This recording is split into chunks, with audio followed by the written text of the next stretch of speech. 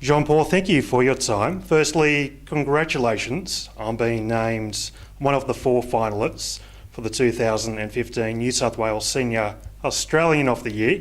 It's quite the achievement.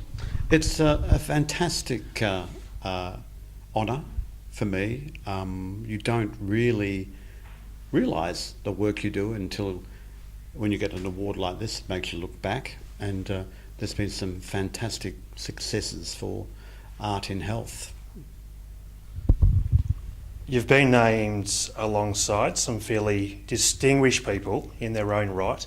When you see those names, does that resonate further in what you've achieved over the years? It does, because the other people that have been nominated have had rich, full lives and have given a lot to Australian society, and I feel honoured to be amongst them.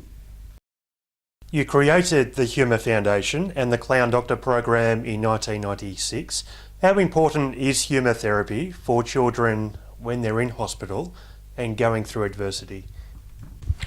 It's totally important for them to be distracted in the right way. You know, some of the situations that you see, the most wonderful people in the most terrible of situations, and it often brings out the best of them. Humour often can bring out the best in people. You know, when the dawn is looking the darkest, there's always some light at the end of the tunnel, and it's up to the fool, the clown, to bring that out. You know, they're the most comforting when things are at their worst. Yeah, sure. And seeing how the kids respond to your entertainment and antics must bring huge personal gratification. Well, I've spent many years doing performances in schools. My passions are health and education, and to me, there was something told to me as a young man that the most powerful nation is imagination. And play and theatre, improvisation, mime, clown, puppetry, they're all there to bring out the best in everyone. You have also been working with the elderly. Tell us about that. The work that I'm currently doing with the Arts Health Institute here in Newcastle is fantastic. It's taking off like wildfire, so to speak. We're working a lot with elderly people with dementia.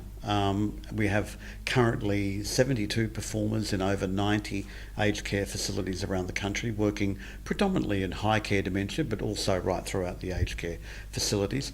But the fabulous thing is that we mix it up. We also have programs for children and elders together, and we have programs for children who are affected by hemiplegia, which is a form of cerebral palsy.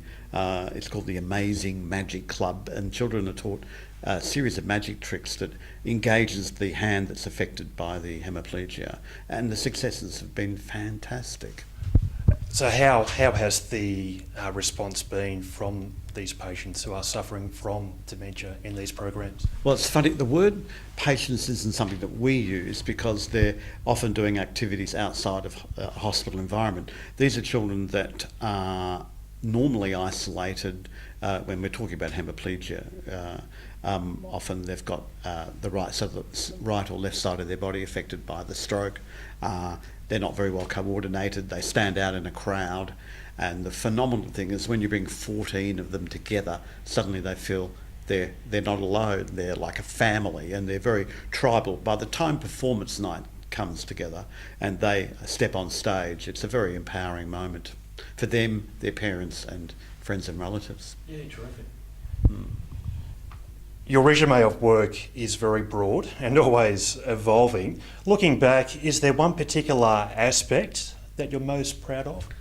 I think I love having the opportunity of being places where situations are dire, and it's a bit like Clowns Sans Frontières. You know, I've been very fortunate to have the opportunity to go to East Timor not long after Dili was ransacked by Indonesian troops. Then I've also been to Kabul not long after the Taliban had been forced out of the city. Had the most fantastic performance for a group of girls that were basically banned for 5 years from ever going to school and were taught, in an underground network. Doing a show for them with an American clown, a woman, we organised a performance, whereas I failed miserably every time. And to see the joy in the faces of these young girls was truly a beautiful thing to be involved in.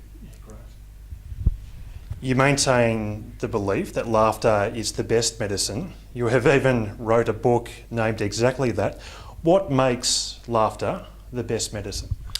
I think when everything else fails, there's always laughter to lift you up off the ground. It's a leveller. It gives you an out-of-body experience in that moment. You kind of look down at where you're at and what you're coping with, and by the time you settle back down, you're dealing with it just that little bit better that makes you cope with the next moment. And there's great beauty in pain, is the reality, and suffering, which none of us can avoid, but we can certainly give it a lighter side. You know, Australians particularly have got that great larrikin sense of humour. When the going gets roughest, the humour gets the best.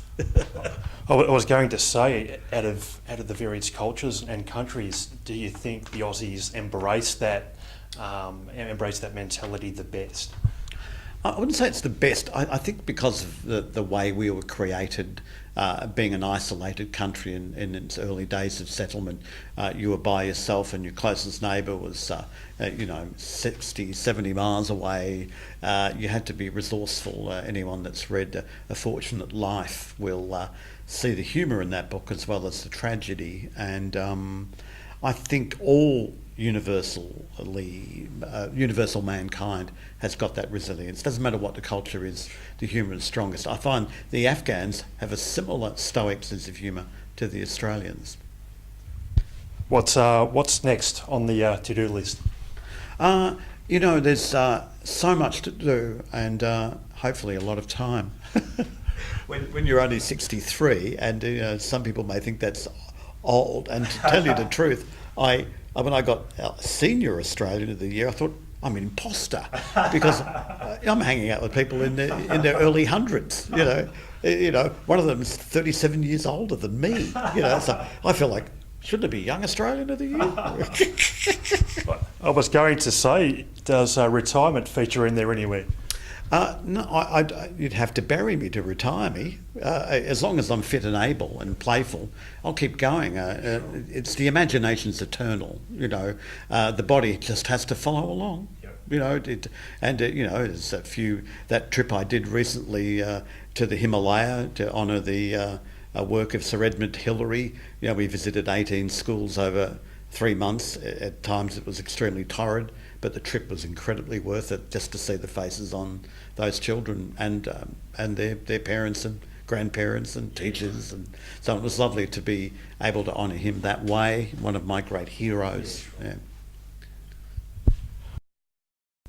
Well, Jean-Paul, thank you for your time, and all the best for November 10 when the New South Wales Senior Australian of the Year award is announced. Thank you.